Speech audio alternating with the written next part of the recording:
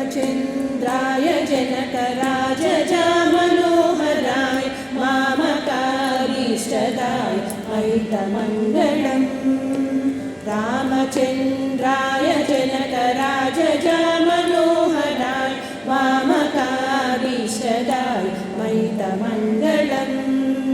कोशलेशाय मन्ददासदासपोषणाय वासवादिविनुतसर्वराय मङ्गलम्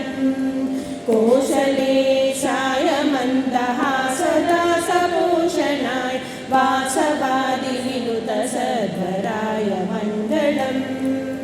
चारुकुङ्कुमोपेतचन्दनादिचर्चिताय हारकटकशोभिताय भूरिमङ्गलम्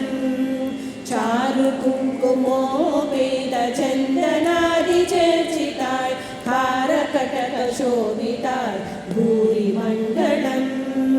ललितरत्नकुण्डलाय तुलसीवनमालिकाय जलजसदृशदेहाय चारुमङ्गलम् ललितरत्नकुण्डलाय तुलसीवनमालिकाय जलजसदृशदेहाय चारुमङ्गलम् देवकीपुत्राय देवदेवोत्तमाय धावजा गुरुवराय भव्यमङ्गलम् देवकीपुत्राय देवदेवोत्तमाय धावजा गुरुवराय भव्यमङ्गलम्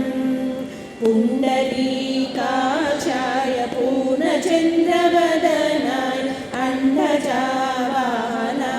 अतुलमङ्गलम् पुण्डरीकाक्षाय